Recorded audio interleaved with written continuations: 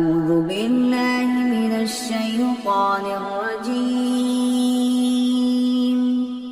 بسم الله الرحمن الرحيم.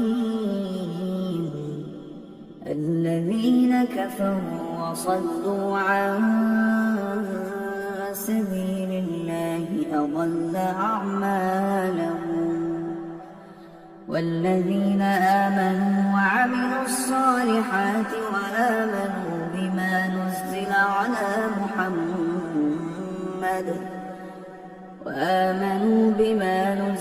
على محمد وهو الحق من ربهم كفر عنهم سيئاتهم وأصلح بالهم. ذلك بأن الذين كفروا اتبعوا الباطل وأن الذين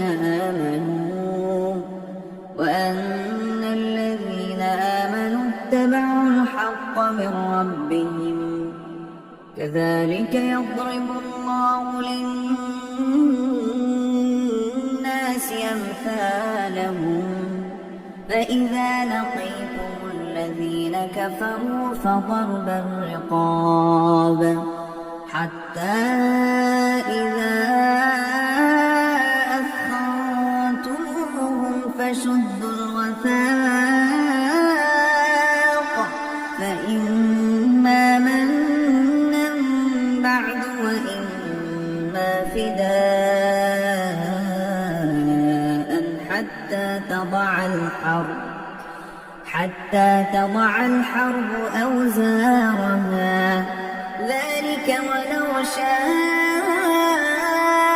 الله لانتصر منهم ولكن ليبلو بعضكم ببعض. والذين قتلوا في سبيل الله فلن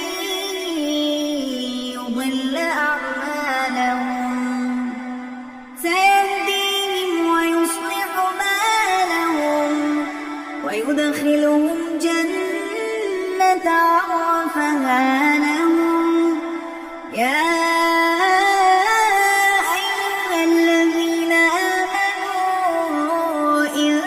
تنصروا الله ينصركم ويثبت أقدامكم.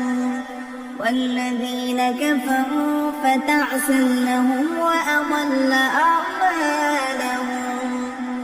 ذلك بأنهم كرهوا ما أنزل الله فأحبط أعمالهم. أفلم يسيروا في الأرض فينظروا كيف كان عاقبة الذين من قبلهم. دمر الله عليهم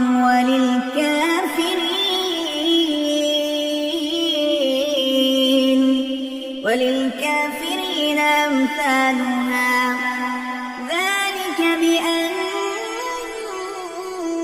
الله مولى الذين آمنوا وأن الكافرين لا مولى لهم. إن الله يدخل الذين آمنوا وعملوا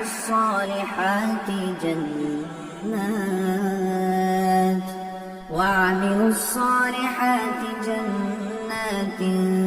تجري من تحتها الأنهار. والذين كفروا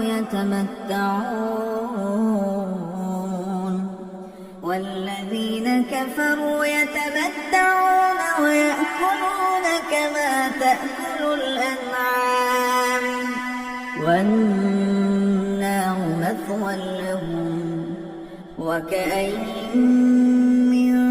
قرية هي أشد قوة من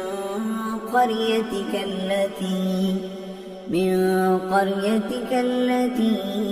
أخرجت أهلكناهم فلا ناصر لهم.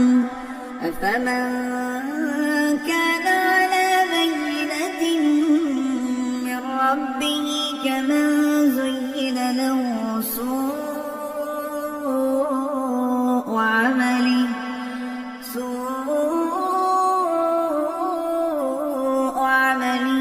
واتبعوا أهواءهم. مثل الجنة التي وعد المتقون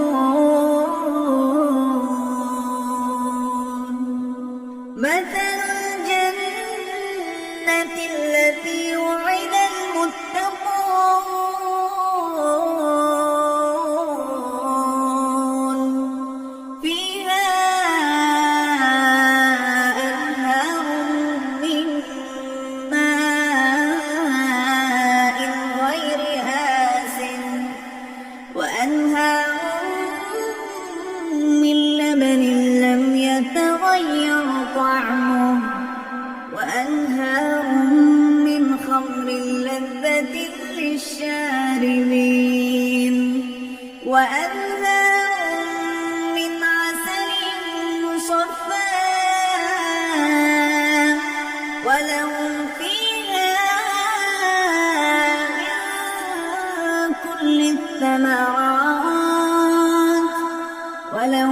فيها من كل الثمرات ومغفرة من ربهم كمن هو خالد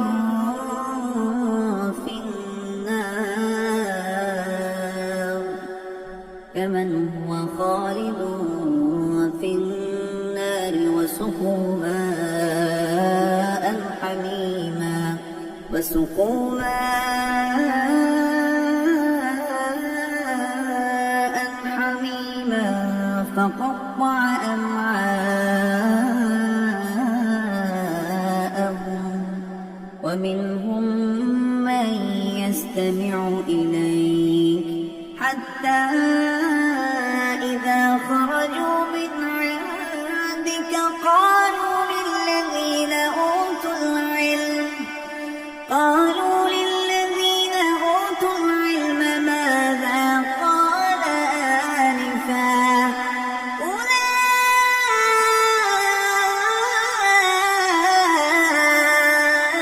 أولئك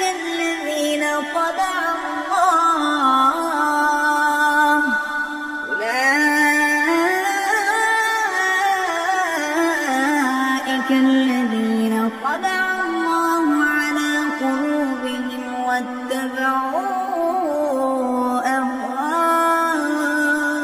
أهواءهم والذين اهتدوا زادهم هدى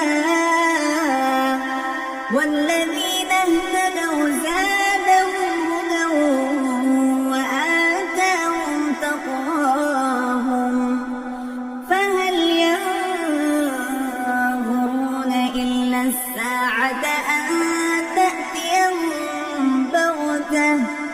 فقد جاء أشراطها فأنى لهم إذا جاءتهم ذكراهم فاعلم أنه لا إله إلا الله واستغفر لذنبك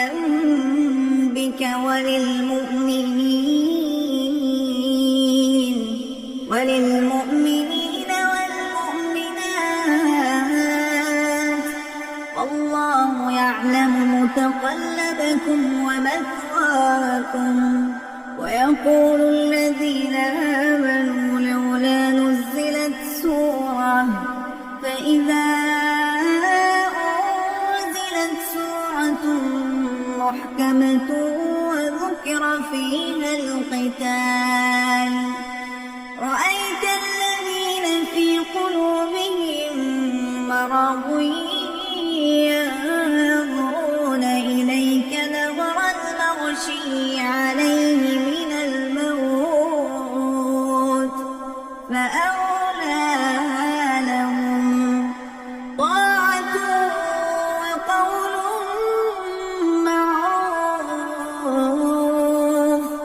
فإذا عزم الأمر ولو صدقوا الله لكان خيرا لهم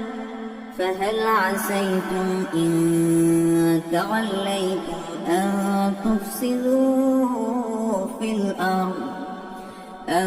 تفسدوا في الأرض وتقطعوا أرحامكم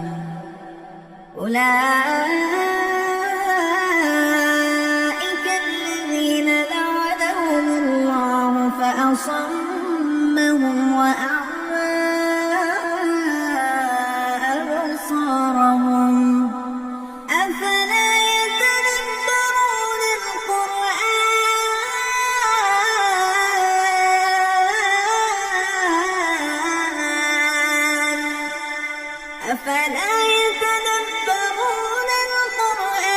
أم على قلوب أقفالها إن الذين ارتدوا على أدبارهم من بعد ما تبين لهم الهدى الشيطان سول لهم وأملى لهم ذلك بأنهم قالوا للذين كرهوا ما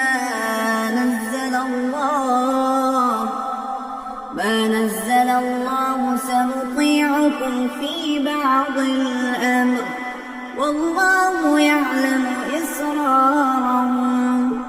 فكيف إذا توفتهم الملائكة يضربون وجوههم وأدبارهم ذلك بأنهم اتبعوا ما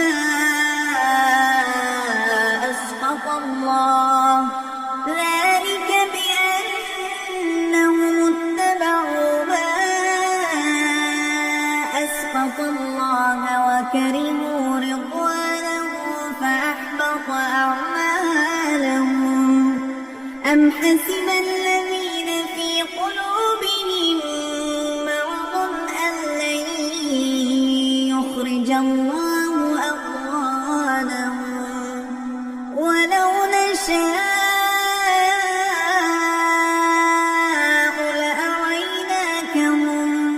لأريناكهم فلعرفتهم بسيماهم ولتعرفنهم في لحن القول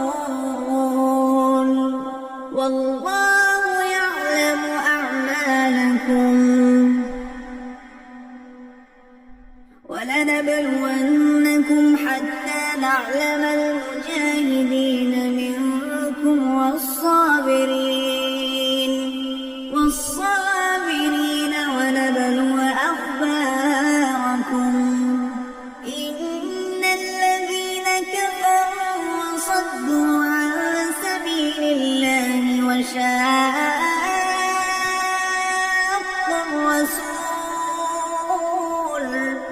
وشاقوا الرسول من بعد ما تبين لهم الهدى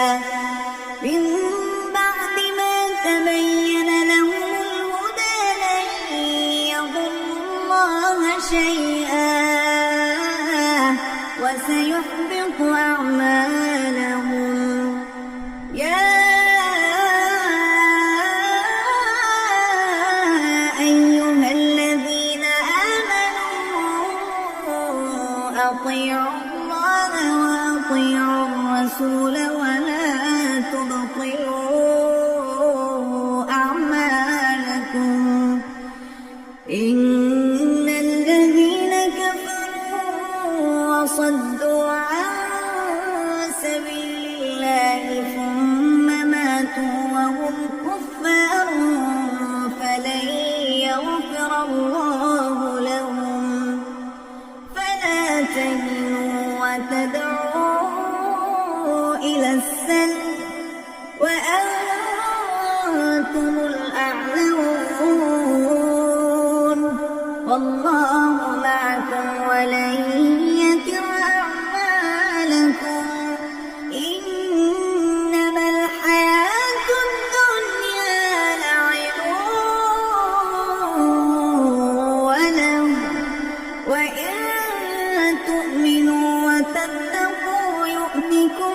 أجوركم ولا يسألكم أموالكم إن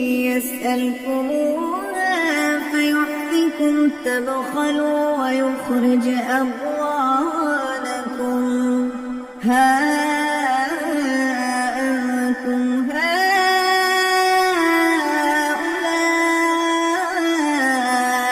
تدعون لتنفقوا في سبيل الله فمنكم من يبخل ومن يبخل فإنما يبخل عن نفسه والله الغني وأنتم الفقراء وإن تتولوا يستبدل قوما غيركم ثم لا يكونوا أمثالكم. بسم الله الرحمن الرحيم. إذا وقعت الواقعة ليس لوقعتها كاذبة خافضة رافعة إذا رجت الأرض رجا وبست الجبال بسا فكانت هباء منبثا وكنتم أزواجا ثلاثة فأصحاب الميمنة ما أصحاب الميمنة وأصحاب المشأمة ما أصحاب المشأمة والسابقون السابقون أولئك المقربون في جنات النعيم ثلة من الأولين وقليل من الآخرين على سرر موضونة متكئين عليها متقابلين يطوف عليهم ولدان مخلدون بأكواب وأباريق وكأس من معين لا يصدعون عنها ولا ينزفون وفاكهة مما يتخيرون ولحم طير مما يشتهون وحور عين كأمثال اللؤلؤ المكنون جزاء بما كانوا يعملون لا يسمعون فيها لغوا ولا تأثيما إلا قيلا سلاما سلاما وأصحاب اليمين ما أصحاب اليمين في سدر مخضود وطلح منضود وظل ممدود وماء مسكوب وفاكهة كثيرة لا مقطوعة ولا ممنوعة وفرش مرفوعة إنا أنشأناهن إنشاء فجعلناهن أبكارا عربا أترابا لأصحاب اليمين ثلة من الأولين وثلة من الآخرين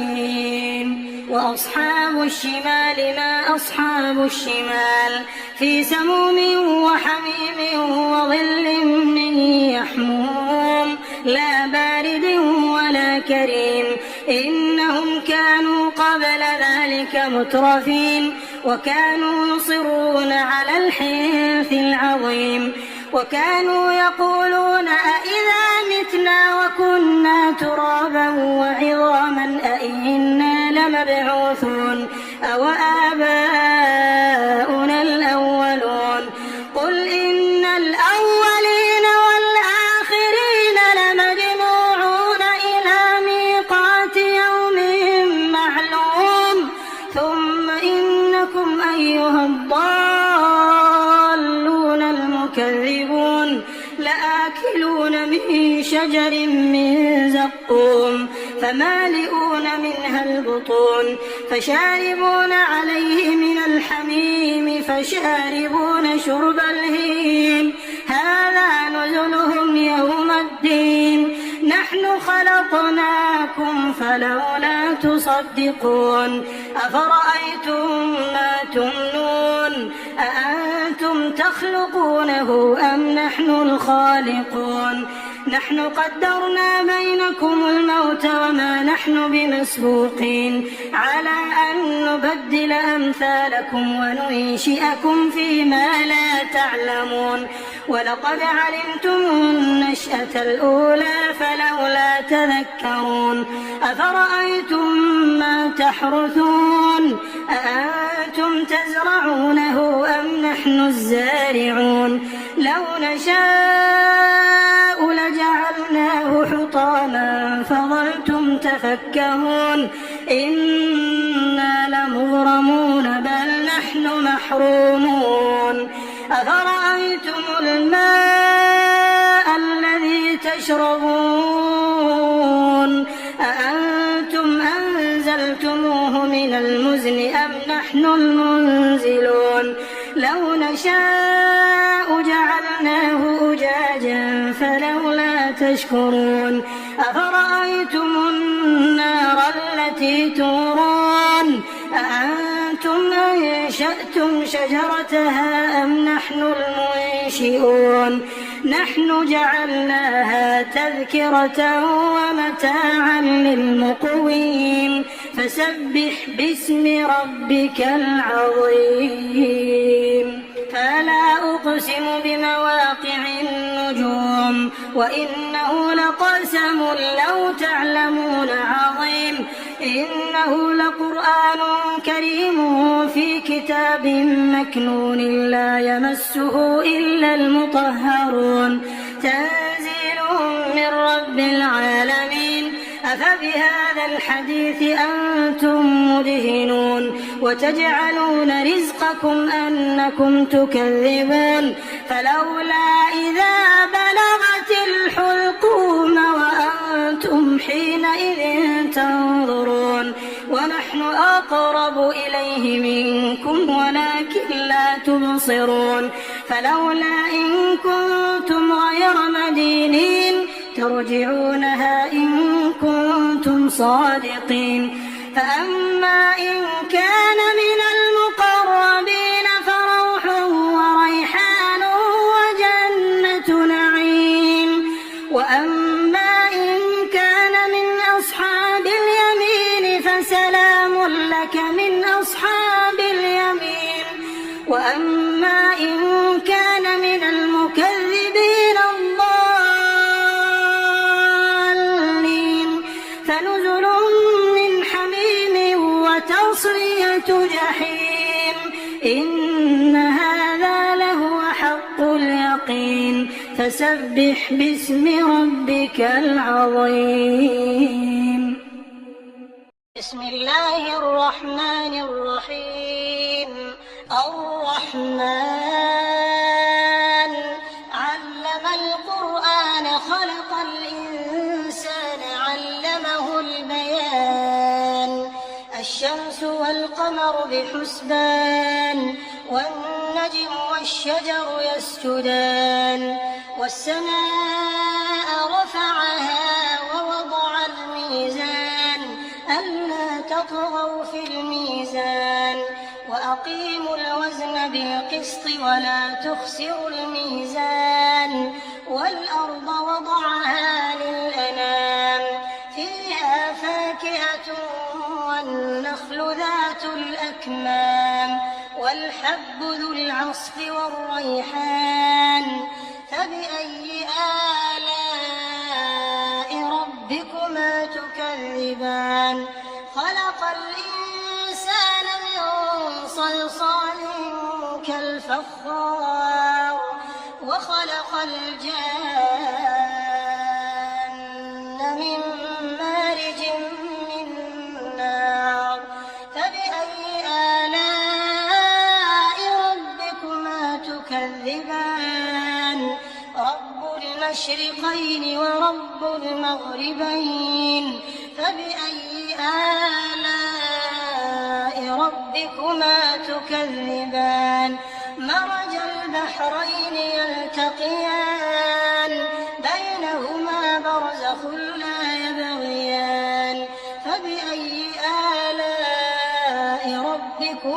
تكذبان يخرج منهما اللؤلؤ والمرجان فبأي آلاء ربكما تكذبان وله الجوار المنشآت في البحر كالأعلام فبأي آلاء ربكما تكذبان كل من عليها فان ويبقى وجه ربك ذو الجلال والإكرام فبأي آلاء ربكما تكذبان يسأله من في السماوات والأرض كل يوم هو في شأن فبأي آلاء ربكما تكذبان سنفرغ لكم أيها الثقلان فبأي آلاء ربكما تكذبان يا معشر الجن والإنس إن استطعتم أن تنفذوا من أقطار السماوات والأرض فانفذوا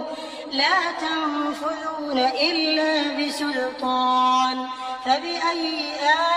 آلاء ربكما تكذبان يرسل عليكما شواظ من نار ونحاس فلا تنتصران فبأي آلاء ربكما تكذبان فإذا انشقت السماء فكانت وردة كالدهان فبأي آلاء ربكما تكذبان فيومئذ لا يسأل عن ذنبه إنس ولا جان فبأي آلاء ربكما تكذبان يعرف المجرمون بسيماهم فيؤخذ بالنواصي والأقدام فبأي آلاء ربكما تكذبان هذه جهنم التي يكذب بها المجرمون يطوفون بينها وبين حميم آن فبأي آلاء ربكما تكذبان ولمن خاف مقام ربه جنتان فبأي آلاء ربكما تكذبان ذواتا أفنان فبأي آلاء ربكما تكذبان فيهما عينان تجريان فبأي آلاء ربكما تكذبان فيهما من كل فاكهة زوجان فبأي آلاء ربكما تكذبان متكئين على فرش بطائنها من استبرق وجنى الجنتين دان فبأي آلاء ربكما تكذبان فيهن قاصرات الطرف لم يطمثهن إنس قبلهم ولا جان فبأي آلاء ربكما تكذبان كأنهن الياقوت والمرجان فبأي آلاء ربكما تكذبان هل جزاء الإحسان إلا الإحسان فبأي آلاء ربكما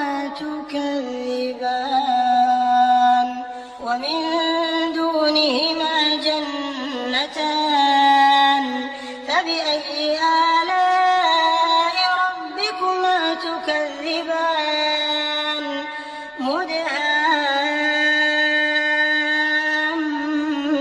مدهامتان فبأي آلاء ربكما تكذبان فيهما عينان نضاختان فبأي آلاء ربكما تكذبان فيهما فاكهة ونخل ورمان فبأي آلاء ربكما تكذبان فيهن خيرات حسان فبأي آلاء ربكما تكذبان حور مقصورات في الخيام فبأي آلاء ربكما تكذبان لم يطمثهن إنس قبلهم ولا جان فبأي آلاء ربكما تكذبان متكئين على رفرف خضر وعبقري حسان فبأي آلاء ربكما تكذبان تبارك اسم ربك ذي الجلال والإكرام. بسم الله الرحمن الرحيم ياسين والقرآن الحكيم إنك لمن المرسلين على صراط مستقيم تنزيل العزيز الرحيم لتنذر قوما ما أنذر آباؤهم فهم غافلون لقد حق القول على أكثرهم فهم لا يؤمنون إنا جعلنا في أعناقهم أغلالا فهي إلى الأذقان فهم مقمحون وجعلنا من بين أيديهم صدا ومن خلفهم صدا فأغشيناهم فهم لا يبصرون وسواء عليهم أأنذرتهم أم لم تنذرهم لا يؤمنون إنما تنذر من اتبع الذكر وخشي الرحمن بالغيب فبشره بمغفرة وأجر كريم إنا نحن نحيي الموتى ونكتب ما قدموا وآثارهم وكل شيء أحصيناه في إمام مبين واضرب لهم مثلا أصحاب القرية إذ جاء المرسلون إذ أرسلنا إليهم اثنين فكذبوهما فعززنا بثالث فقالوا إنا إليكم مرسلون قالوا ما أنتم إلا بشر مثلنا وما أنزل الرحمن من شيء إن أنتم إلا تكذبون قالوا ربنا يعلم إنا إليكم لمرسلون وما علينا إلا البلاغ المبين قالوا إنا تطيرنا بكم لئن لم تنتهوا لنرجمنكم وليمسنكم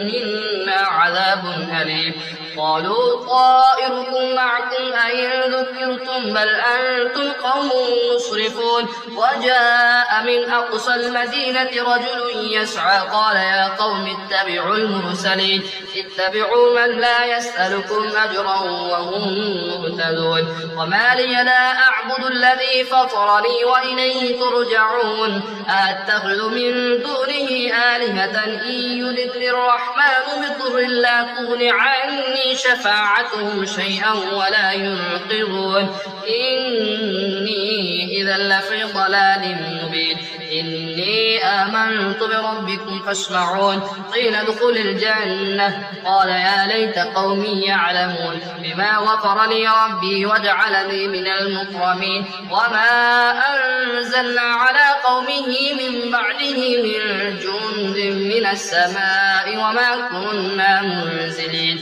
إن كانت إلا صيحة واحدة فإذا هم خامدون يا حسرة على العباد ما يأتيهم من رسول إلا كانوا به يستهزئون ألم يروا كم أهلكنا قبلهم من القرون أنهم إليهم لا يرجعون وإن كل لما جميع لدينا محضرون وآية لهم الأرض الميتة أحييناها وأخرجنا منها حبا فمنه يأكلون وجعلنا فيها جنات من نخيل وأعناب وفجرنا فيها من العيون ليأكلوا من ثمره وما عملته أيديهم أفلا يشكرون سبحان الذي خلق الأزواج كلها مما تنبت الأرض ومن أنفسهم ومما لا يعلمون وآية لهم الليل نسلخ منه النهر فإذا هم مظلمون والشمس تجري لمستقر لها ذلك تقدير العزيز العليم والقمر قدرناه منازل حتى عاد كالعرجون القديم لا الشمس ينبغي لها أن تدرك القمر ولا الليل سابق النهار وكل في فلك يسبحون وآية لهم أنا حملنا ذريتهم في الفلك المشحون وخلقنا لهم من مثله ما يركبون وإن نشأ نغرقهم فلا صريخ لهم ولا هم ينقذون إلا رحمة منا ومتاعا إلى حين وإذا قيل لهم اتقوا ما بين أيديكم وما خلفكم لعلكم ترحمون وما تأتيهم من آية من آيات ربهم إلا كانوا عنها معرضين وإذا قيل لهم أنفقوا مما رزقكم الله قال الذين كفروا للذين آمنوا أنطعم من لو يشاء الله أطعمه إن أنتم إلا في ضلال مبين ويقولون متى هذا الوعد إن كنتم صادقين ما ينظرون إلا صيحة واحدة تأخذهم وهم يخصمون فلا يستطيعون توصية ولا إلى أهلهم يرجعون ونفخ في الصور فإذا هم من الأجداث إلى ربهم ينسلون قالوا يا ويلنا من بعثنا من مرقدنا هذا ما وعد الرحمن وصدق المرسلون إن كانت إلا صيحة واحدة فإذا هم جميع لدينا محضرون اليوم لا تظلم نفس شيئا ولا تجزون إلا ما كنتم تعملون إن أصحاب الجنة اليوم في شغل فاكهون هم وأزواجهم في ظلال على الأرائك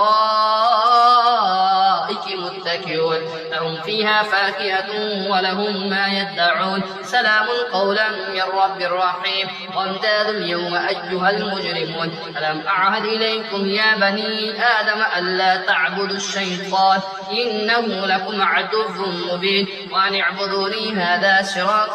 مستقيم ولقد أضل منكم جبلا كثيرا أفلم تكونوا تعقلون هذه جهنم التي كنتم توعدون اصلوها اليوم بما كنتم تكفرون اليوم نختم على أفواههم وتكلمنا أيديهم وتشهد أرجلهم بما كانوا يكسبون ولو نشاء لطمسنا على أعينهم فاستبقوا الصراط فأنى يبصرون ولو نشاء لمسخناهم على مكانتهم فما استطاعوا مضيا ولا يرجعون ومن نعمره ننكسه في الخلق أفلا يعقلون وما علمناه الشعر وما ينبغي له إن هو إلا ذكر وقرآن مبين لينذر من كان حيا ويحق القول على الكافرين أولم يروا أنا خلقنا لهم مما عملت أيدينا أنعاما فهم لها مالكون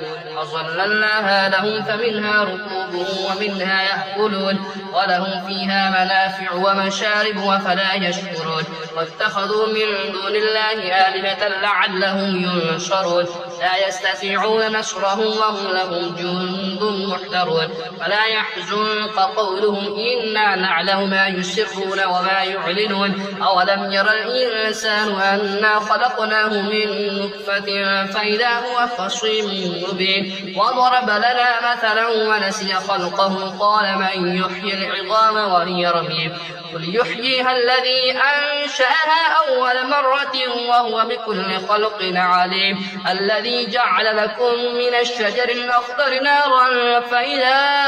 أنتم منه توقدون أوليس الذي خلق السماوات والأرض بقادر على أن يخلق مثلهم بلى وهو الخلاق العليم إنما أمره إذا أراد شيئا أن يقول له كن فيكون فسبحان الذي بيده ملكوت كل شيء وإليه ترجعون صدق الله العظيم.